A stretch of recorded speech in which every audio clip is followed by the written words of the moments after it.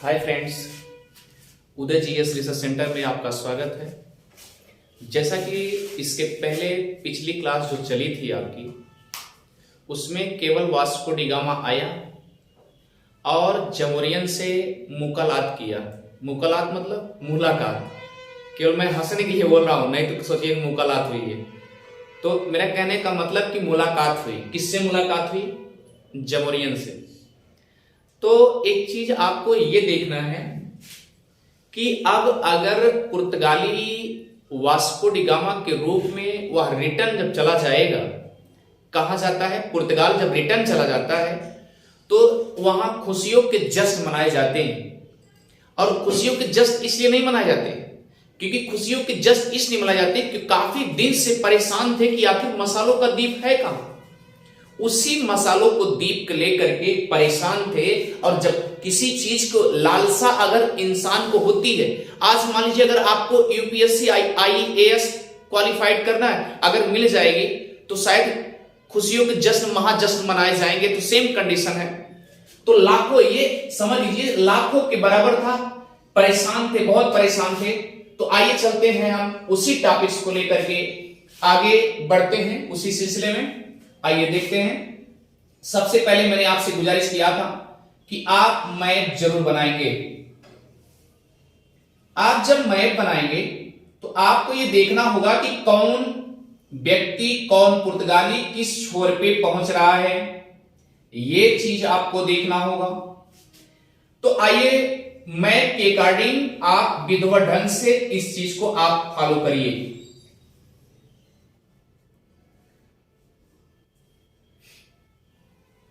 ये आपका इंडिया हो गया।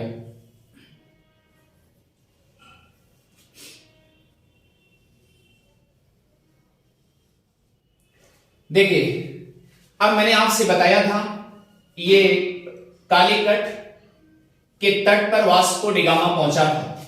तो आज भी वही टॉपिक्स है कि पुर्तगाली के रूप में वास्को डी गामा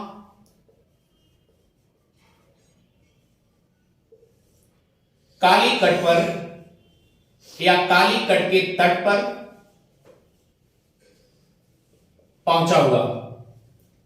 पहुंचने के बाद क्या करता है, वह वहां से माल ले करके, यानी कि वहां से मसाला ले करके फिर रिटर्न पुर्तगाल चला जाता है। और इधर मैंने आपसे बताया था ये आपका स्पेन है और ये आपका पुर्तगाल है।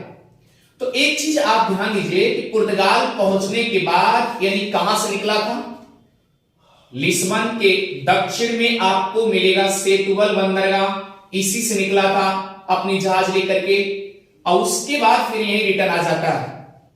अब आप देखिए यहां पर ये जो मैंने बताया था कि मालिंदी द्वीप है, यहां पर आपको सुवाकी नदी के मुहाने पर है। ये मालिंदी द्वीप, याद रखिएगा, सुवाकी नदी है।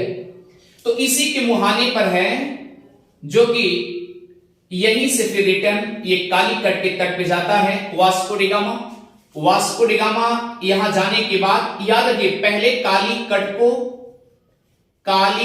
को कोझिकोड भी कहा जाता था। कोझिकोड भी कहा जाता था। और यह कोझिकोड जो है मलयालम शब्द है, ये भी याद रखिएगा, मलयालम शब्द है कोझिकोड। तो दूसरा बात आप ध्यान दीजिए, कालीकट कोझिकोड कह लीजिए, चाहे कालीकट कह लीजिए, कोझिकोड को मैंने बता दिया मलयालम शब्द है। अब यहां से लेके माल लेकर के वास्को डी गामा चला आता है, यानी सेतुबल बंदरगाह पर। जब ये सेतुबल बंदरगाह लेके चला आया तो आप एक कंडीशन समझिए, स्वाभाविक सी बात है, जो सदियों से, काफी दिनों से इंतजार होगा, वह लास्ट में अगर कोई चीज मिल जाती है तो खुशियों का जश्न मनाया जाएगा। तो यहां कैथरीना ये पत्र लिखवाती हैं और पत्र लिखवाने के साथ साथ आप ये भी कह लीजिए, यहां का राजा जो था मैनुएल प्रथम जो थे, ये भी खत लिखवा करके ईसाबेला इसाबेला और फर्डिनांड इनको पत्र लिख करके खुशियों को जश्न मनाने के लिए कहते हैं वास्को डी गामा भारत से मसाला लेकर आ चुका है, खुशियों का जश्न मनाया जाएगा। और उसके बाद एक चीज आप अपने दिमाग में लगाइए कि जब यहां पर वास्को डी गामा पहुंचा था, जमोरियन के पास पहुंचा था, तो उसकी निगाह में केवल क्या था, जो अरबियन विदेशी जहाजें इसमें दिख रहे थे, अरब सागर में दिख रहे थे, उसके मानसिकता में क्या था। आप जानते ना कितना देखा था जहाजों को, कितना देखा था, 1500 जहाजों को देखा था। मैंने कल डाटा भी दिया था, 1500 जहाजों को, लगभग 1500 जहाजों को उन्होंने देखा था। इसका मतलब मानसिकता उसकी चेंज हो गई होगी। तो जब सेकंड बार आएगा तो हलवा हथियार, कहने का मतलब हथियार के साथ भी आएगा, शस्त्र के साथ भी आएगा। तो इसका मतलब यह है, अब ध्यान दीजिएगा, उसके बाद जब यहां पहुंचता है तो हुआ क्या कंडीशन, द्वितीय पुर्तगाली 13 सितंबर 1500 को निकलता है, जिसका नाम था कबराल, जिसका नाम था फुल्ली नेम पेड्रो अल्वारेज कबराल। क्या नाम था, पेड्रो अल्वारेज कबराल। या 13 सितंबर को जैसे यहां से निकलता है, फिर क्योंकि भाई यहां मसाला तो मिल चुका है, जब मसाला यहां मिल चुका है तो स्वाभाविक सी बात क्या होगा, कई लोग जाने के लिए तैयार हो जाएंगे। तो पेड्रो अल्वारेज कबराल दूसरे पुर्तगाली के रूप में निकलता है, लेकिन यहां से निकलने के बाद कुछ तट पे आता है, लेकिन क्या होता है, तट यहां अफ्रीका के पश्चिमी तट तक आता है, इत्तेफाक से एक किधर चला जाता है, आपको पता है ना, ब्राजील में पहुंच जाता है। और याद रखिए, इसीलिए पेड्रो अल्वारेज कबराल को ब्राजील का खोजकर्ता कहा जाता है। किसको कहा जाता है, पेड्रो अल्वारेज कबराल को ब्राजील का खोजकर्ता कहा जाता है। अब आप देखिए ध्यान से, ब्राजील का खोजकर्ता कहा जाता है, किसको कहा जाता है, पेड्रो अल्वारेज कबराल। यहां से निकला, लेकिन फिर ये रास्ता जब भटक गया, जब इसको मिला, उसके बाद फिर क्या किया, फिर ये भी पथ प्रदर्शक से जाता है, लेकिन एक कंडीशन है, जब पेड्रो अल्वारेज कबराल यहां पुर्तगाल से निकला था तो कंडीशन क्या था, इसको एक लिखित पत्र के रूप में मिला था, एक लिखित पत्र मिला था, ए पेड्रो तू जा रहा है, भारत के समुद्री मार्ग के लिए जा रहा है, भारत की खोज में जा रहा है, मसाला लेने जा रहा है, लेकिन एक शर्त है, याद रखना, वह शर्त क्या है, आप अरब सागर में जितने भी जहाजें हैं सबको क्या करोगे, तोड़ फोड़ डालना, जितना विनाश कर पाना विनाश कर देना, हत्याएं कर देना, जितना लूट पाना लूट लेना। किसको आज्ञा मिल गया, लिखित पत्र के रूप में किसको मिल गया, पेड्रो अल्वारेज कबराल को।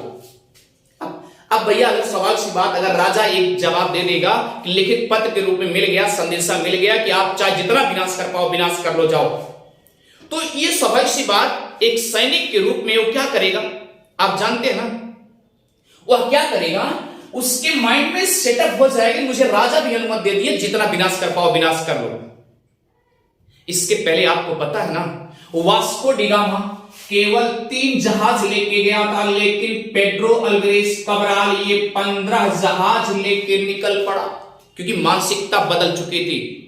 किस लिए, क्योंकि जाएंगे हम वहां से मसाला, जितने भी जो कुछ भी दिखेगा सब लूट घसूट करके लेके चले आएंगे। और इसलिए पेड्रो अल्वारेज कबराल 15 जहाज लेके निकल पड़ा। और निकलने के साथ साथ याद रखिएगा, यहां पर क्या कंडीशन होती है, यहां पर कंडीशन होती है, यहां पर कंडीशन होती है, ये पेड्रो अल्वारेज कबराल लेके निकला, उसके बाद ये लिखित हड़प झड़प के पत्र मिल चुके थे पेड्रो अल्वारेज कबराल को कि अरब सागर और हिंद महासागर पर क्या होगा, जो भी जहाजें और बेड़ा दिखाई देंगे उसको मार डालना। इत्तेफाक से हुआ क्या, यहां कालीकट के तट से एक जहाज अर्थात केरला से एक जहाज जा रही थी, मक्का जा रही थी, वो भी दर्शन करने के लिए, हज मक्का, कहां जा रही थी? मक्का दर्शन करने के लिए जा रहे थे। अब ये सोचिए, और उस जहाज पर, वह उस जहाज का क्या नाम था? मीरी था। क्या नाम था? मीरी नाम की जहाज। उस पे कितने व्यक्ति थे? लगभग बताया जाता है 200 व्यक्ति थे। लगभग 200 व्यक्ति थे। वह क्या किया? पेड्रो अल्वारेज कब्राल उस मीरी जहाज को क्या किया? लूटपाट करके एकदम हत्याएं कर दिया, निर्मम हत्याएं कर दिया, और जा रहे थे बेचारे कहां? दर्शन करने के लिए जा रहे थे। तो ये सिचुएशन रहा। इसका भी मकसद यही था कि हमको छूट तो मिल ही गई है, अब हम क्या करें? इसको लूटपाट करके लेके चल दें। और मीरी नाम की जहाजिया को लूट करके आगे बढ़ गया। और उसके बाद आप समझिए, दूसरा, इसके पहले मैं बताया था कि वास्को डिगामा कडप्पा जैसे गांव में कहीं कहीं कडप्पा मिलता है या कहीं कहीं कापड़ मिलता है। तो याद रखिए, दोनों नाम याद रखिएगा, कडप्पा और कहीं कहीं कप्पड़। ये दोनों नाम ध्यान दीजिए।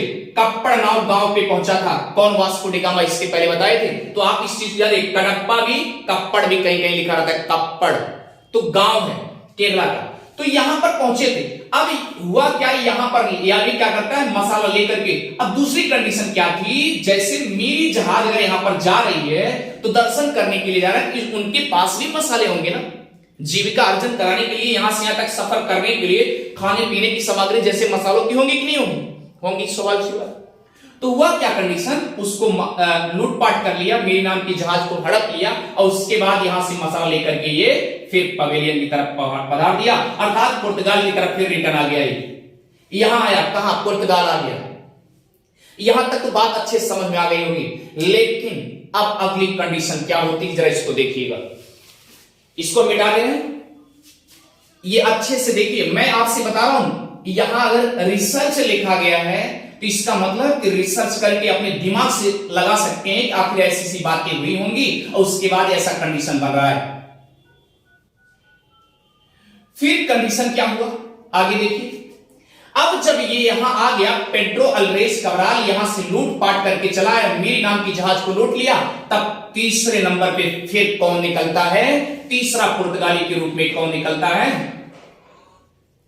तीसरा पुर्तगाली निकलता है। फिर वास्को डिगामा के रूप में, यानी पहले कौन गया था? बार्थोलोमेओ डियाज, जिसका मिशन अधूरा रहा, यहीं से लौट गया। फिर कौन आया? Vasco da Gama. वास्को डिगामा पहुंचा। फिर तीसरे नंबर पे कौन आया? तीसरे नंबर पे वास्को डिगामा फिर आया। पेड्रो अल्वारेज कब्राल के बाद कौन आता है? Vasco da Gama. इतनी बात समझ में आ रही होगी। पेड्रो अल्वारेज कब्राल आया, फिर उसके बाद वास्को डिगामा आए। वास्को डिगामा यहां से 1502 में निकले, और 1502 में निकलने के बाद याद रखिए, सेतुबल बंदरगाह से वास्को डिगामा निकलने के बाद क्या करते हैं? फिर जाते हैं और 1503 में यहां कोचीन में अपनी पहली कोठी स्थापित करते हैं। 1503 में पहली कोठी किसके द्वारा? पुर्तगाली के द्वारा स्थापित हो गई। अब अगर हम कह दें कि ये फैक्ट्री है, अपने दिमाग से लगाइए, पहुंचते कोई फैक्ट्री डाल देगा क्या? नहीं डालेगा। इसका मतलब यहां पहले पहुंचा होगा और रूम लिया होगा, उसी रूम में सब इधर उधर से माल खरीद करके क्या करता होगा? जमा करता होगा। क्लियर? तो ऐसे आप कह लीजिए कि वह फैक्ट्री या कोठी के रूप में उन्होंने 1503 में, अर्थात आप ये कह सकते हैं कि पुर्तगाल की पहली कंपनी, पुर्तगाल की पहली कंपनी कहां स्थापित की गई? कोचीन में। कब? 1503 ईस्वी में स्थापित हो गई। अब अच्छा, यहां पर स्थापित हो गई, लेकिन एक चीज और ध्यान दीजिएगा, हुआ क्या? कारनामा क्या हो रहा है, जरा देखिए आप। जब यहां पर आया है, 1503 में आया है, इसके पहले यहां राजा द्वारा एक पुर्तगाली कंपनी का नाम रख करके उसे कंपनी द्वारा संचालित बनाया जाता है, उसका नाम रख दिया जाता है। उस पुर्तगाली कंपनी का क्या नाम था? याद रखिएगा, पुर्तगाली कंपनी का नाम इस्तादो डी इंडिया। इस्तादो दी इंडिया कंपनी का नाम रख दिया गया है। अब भैया अगर कोई कंपनी बन जाएगी तो आप अपना दिमाग लगाइए, कोई कंपनी का ओनर भी होगा, मालिकाना हक भी होगा ना, तो एक सीईओ के रूप में, गवर्नर के रूप में यहां पर चयनित कर दिया जाता है। पहले गवर्नर के रूप में नोट कर लीजिएगा, Francisco de Almeida. Francisco de Almeida इस गवर्नर के सीईओ बनाए गए। किसको? Francisco de Almeida. लेकिन एक चीज और अपने दिमाग से लगाइए, इसके पहले तो स्पेन भी निकले थे, स्पेन के नाविक भी निकले थे, 1492 में निकले थे, जिसका नाम था कोलंबस में निकले थे, लेकिन भारत की ही खोज में निकले थे। लेकिन ये भारत ना जाकर के ये उत्तरी अमेरिका के पूर्वी छोर पर, वेस्ट इंडीज पर पहुंच गया और कहा ये तो मुझे नई दुनिया मिल गई। और नई दुनिया मिल गई इसलिए बोल दिया गया उत्तरी अमेरिका को नई दुनिया की खोज कहा जाता है। तो ये वास्को डी गामा, इसको नई दुनिया मिल गई, यहां इधर ना जा करके इधर किसकी खोज कर डाला? स्पेन कराने वाला था कोलंबस। ये भी याद रखिएगा, ये सब कंडीशन आपको ध्यान देना होगा, फैक्ट टू फैक्ट एक भी छूटने ना पाए। दूसरा कंडीशन क्या है? मैंने आपसे कहा कि यह कोठी स्थापित हो गई, इसका कोठी स्थापित होने के साथ साथ यहां एक कंपनी बन गई, पुर्तगाली कंपनी का नाम भी रख दिया गया, इस्तादो दी इंडिया रख दिया गया। अब इस्तादो इंडिया के जो मालिकाना हक था उसका नाम था फ्रांसिस्को डी अल्मेडा, इसको चयनित कर दिया गया। अब फ्रांसिस्को डी अल्मेडा भी गवर्नर के रूप में बन जाता है। तो अब देखिए क्या होता है, दूसरी कंडीशन, यहां पर ये कंपनी बनाई जा रही है और कंपनी स्थापित करने का मूड बनाया भी जा रहा है। लेकिन होता क्या कंडीशन, जरा देखिएगा ध्यान से। अभी तो यहां पर वास्को डी गामा आया हुआ है, वास्को डी गामा के साथ एक सैनिक यानी नाव के, जहाज के बेड़े को जो नायक था वह कौन आया था? उसका नाम था अल्बुकर्क। क्या नाम था? अल्बुकर्क। इस चीज को भी ध्यान दीजिएगा, यानी वास्को डी गामा के साथ साथ अल्बुकर्क भी आया था। वो जो जिस जहाज को लेकर के वास्को डी गामा आया था उसी जहाज की देख रेख करने के लिए सैनिक कमांडर बन करके कौन आया था? अल्बुकर्क आया था। इस बात को याद रखिएगा। तो इधर तो कंपनी स्थापित हो रही है ना, इधर कंपनी स्थापित हो रही है, तो ऐसा सिचुएशन बताया जाता है कि जब कंपनी स्थापित होती है तो अब इसके साथ सैनिक कमांडर बन के अल्बुकर्क आया है। इसका भी मन तो करेगा लाइए कुछ और ढूंढते हैं। तो यहां पर एक कुन्नूर है, याद रखिए कुन्नूर, यहां कुन्नूर पे भी ये देख रेख करने के लिए चला जाता है। कौन? अल्बुकर्क। कौन जाता है? अल्बुकर्क जाता है। कहां जाता है? कुन्नूर पे ये चला जाता है। अब जब यहां चला गया ये, तो इस अब हुआ क्या, तो यहां पर ये भी कोठी स्थापित करने के मूड बना लिया। जब ये कारनामा यहां से ये दोनों जब लौट के जाते हैं, कौन कौन? अल्बुकर्क और वास्को डी गामा दोनों साथ लौट के जाते हैं, तो यहां के राजा खुश हो जाते हैं। इसी कारनामे को देख करके फिर देखिए ध्यान से, देखने के बाद ये सेकंड गवर्नर के रूप में इसको चयनित किया गया था। यही वजह था। उसके पहले तो कैसे जानता? अल्बुकर्क जान रहा था, उसको कैसे जान लेते गवर्नर बना के भेज दिया जाए? नहीं हो सकता था ना, इम्पॉसिबल। इसका मतलब कि वास्को डी गामा के साथ ये सैनिक कमांडर बन के आया था, नायक बन के आया था, जहाजी बेड़े की रखवाली करने आया था, नायक बन के आया था। और इसी कारनामे की वजह से इसको सेकंड गवर्नर बनाया जाता है अल्बुकर्क। ये भी याद रखिए, ठीक है। यहां से ये लेके चल पड़े। अब जब यहां से पहले गवर्नर के रूप में भेजे जाते हैं, अब यहां से गवर्नर आना शुरू हो जाएंगे। अब आइए चलते हैं आगे की तरफ। आप नोट करते रहिएगा, फैक्ट टू फैक्ट। मैंने आपसे वादा किया,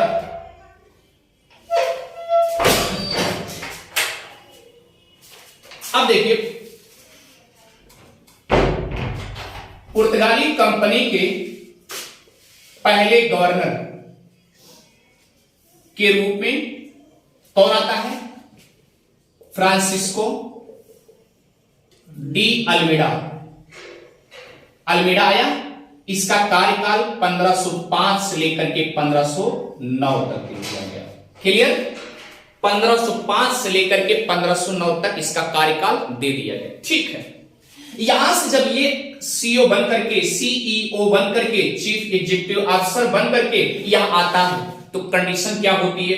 पहले ये भारत के कोझिकोड के तट पे, कालीकट के तट पे या कप्पड़ गांव के करीब ना जाकर के पहले क्या करता है, क्योंकि भाई इसका निगाह पहले पहले अरब सागर और हिंद महासागर पे हो गया कि यहां पहले हम रोक लगा लेंगे, तब कोई नहीं जा पाएगा, अर्थात बाहरी विदेशी लोग नहीं जा पाएंगे। कहने का मतलब कि पहले क्या किया, अरब सागर और हिंद महासागर के सागरों पर क्या किया, कब्जा जमाने का प्रयास किया। उससे कह दिया, ये अल्मेडा कह दिया, जो भी जहाजें दिखाई देंगी उसका खैर नहीं है, उस जहाजी बेड़ा को जब्त कर लिया जाएगा। किसने कहा, अल्मेडा ने कह दिया कि आज के बाद मैं यहां हूं और मैं इसका रखवाली कर रहा हूं, आज के बाद कोई जहाजी बेड़ा दिखाई नहीं देना चाहिए, और जिसका दिखा समझ लीजिए कि जब्त कर लिया जाएगा।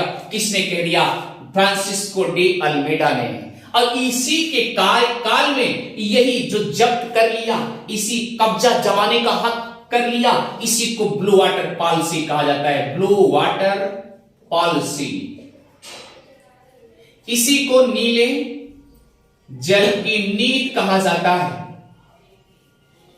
अब ध्यान दीजिए, अब सवाल उठता है कि नीले जल की नीति क्या है, क्योंकि यह किसके कार्यकाल में आया, फ्रांसिस्को डी अल्मेडा के कार्यकाल में आया। कौन सी नीति आई थी, ब्लू वाटर पॉलिसी, और इसे नीले जल की नीति कही जाती है। तो क्या मकसद था नीले जल की नीति का, तो हमने आपसे बता दिया कि ये इधर तटवा पे ना जाकर के, तट पे, कालीकट के तटवा पे ना जाकर के केवल अरब सागर और हिंद महासागर को रक्षा करने के लिए जुट पड़ा सबसे पहले। और ये भी कह दिया कि हिंद महासागर पे किसी की जहाजी अगर दिखाई दी, जहाजी बेड़ा दिखाई दी, तो उसे जब्त कर लिया जाएगा। तो इसी को नीले जल की नीति कही जाती है, इसी को नीले जल की नीति कही जाती है, याद रखिएगा। अब फिर उसके बाद ये जब्त कर लिया, फिर उसके बाद यहां भी रहा अपना क्रियाकलाप जो भी होता रहा। कहने का मतलब यहां आदान ट्रेड, आयात निर्यात करते रहे, बात करते रहे। इस कोठी में तो सब जब्त करते रहे, तब तक इस कंपनी स्थापित हो जाती कोचीन में, मैंने आपसे बताया। और उस कोचीन में जो कंपनी स्थापित होती है उसका क्या नाम था, इस्तादोदर इंडिया, स्थापित हो गई। अब तो यहां जब स्थापित हो गई, लेकिन अभी वह कंपनी कैसी है, अस्थायी है, क्योंकि जबरदस्ती केवल कब्जा किया गया है। आई बात समझ में। फिर कंडीशन क्या हुआ कि यहां पर इस कंपनी की देख रेख करने के लिए इसका ओनर बन करके कौन आया था, गवर्नर बन के कौन आया था, फ्रांसिस्को डी अल्मेडा। तो कब तक रहा, ये 9 तक रहा, फिक्स हो गया। अब चलिए द्वितीय गवर्नर, आइए चलते हैं द्वितीय गवर्नर के रूप में। द्वितीय गवर्नर के रूप में अब अल्बुकर्क को भेजा जाता है। अब हमने इसके पहले बता दिया कि अल्बुकर्क जो आता है केवल एक ही मकसद था, वेरी वेरी इंपॉर्टेंट। कौन आता है, अल्फांसो डे अल्बुकर्क। कहां से लेके 1509 से लेके 1515 तक ये अल्बुकर्क, ये भी सीईओ, दूसरा गवर्नर, दूसरे गवर्नर के रूप में कौन आया, अल्बुकर्क भेजा गया। लेकिन अल्बुकर्क को भेजने का एक ही मकसद था, मैंने आपसे बताया था ना।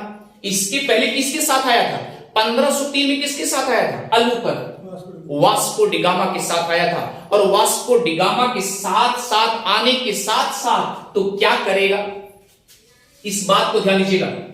यहां पर जब वास्को डिगामा के साथ आया था, कुन्नूर टहलर भी निकल गया था, ये भी ध्यान दीजिएगा।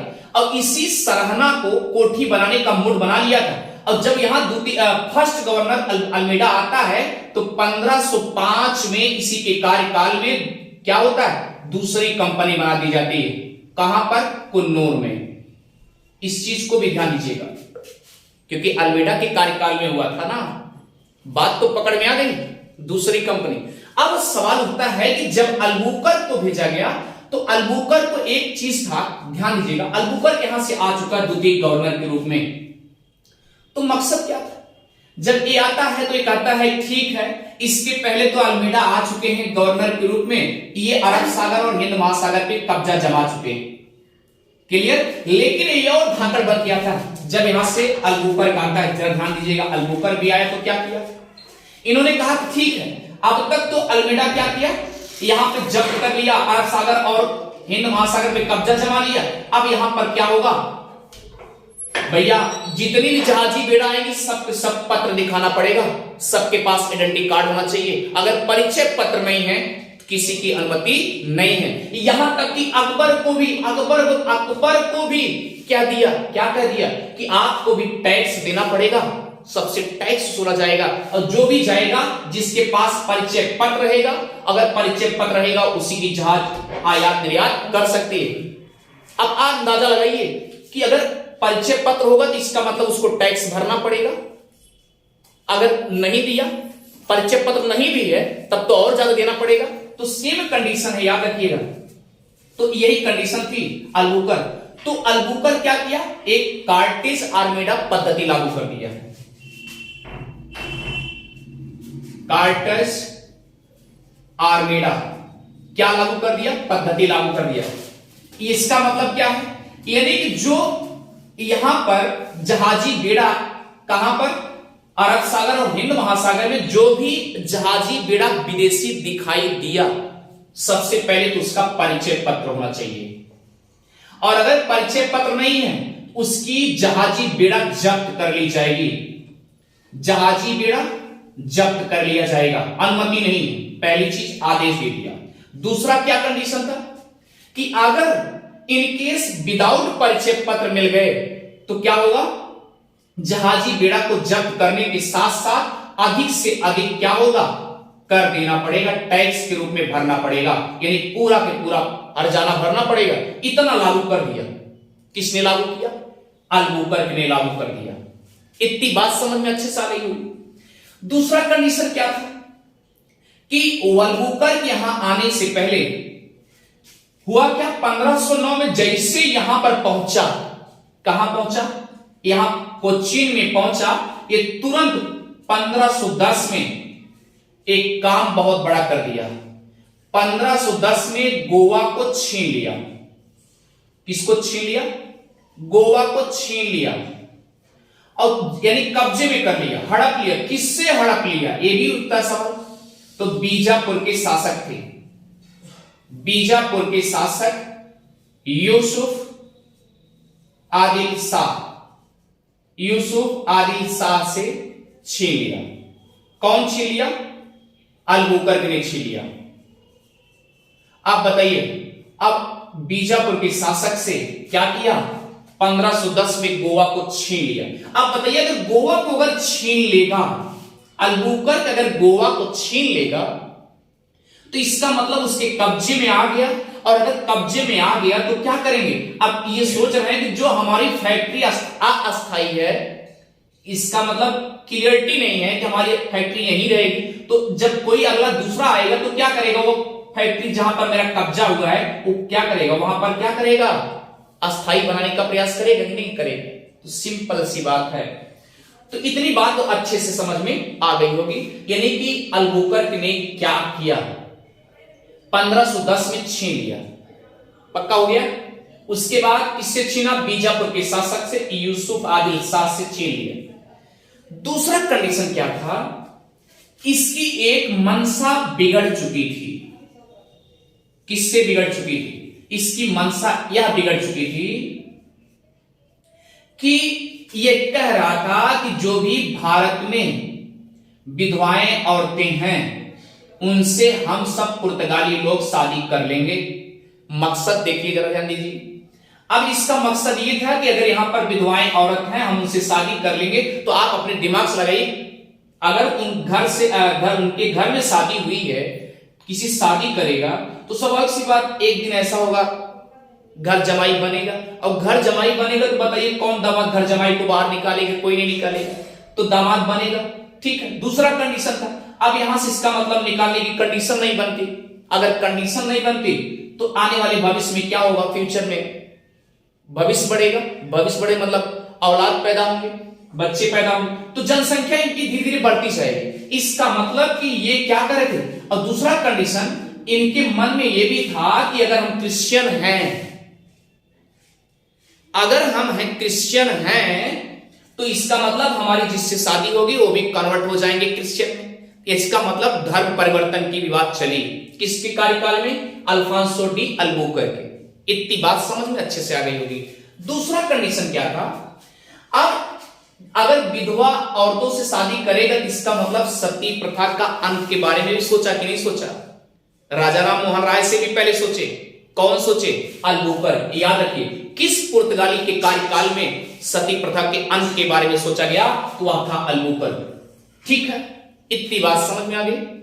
अगर ये बात समझ में आ गई तो अब हुआ क्या, इसी को क्या कर दिया गया? इतनी बात सोचने के बाद क्या कर दिया गया अल्बुकर को? यही अल्बुकर्क जो है पुर्तगाली कंपनी का संस्थापक मान लिया गया। किसको मान लिया गया? अल्बुकर को। तो याद रखिए, अगर आपसे पूछा जाए किस गवर्नर को पुर्तगाली कंपनी का वास्तविक संस्थापक माना जाता है, तो भैया अल्बुकर्क है। इस बात को हमेशा ध्यान दीजिएगा। इतनी बात अच्छे से समझ में आ गई होगी।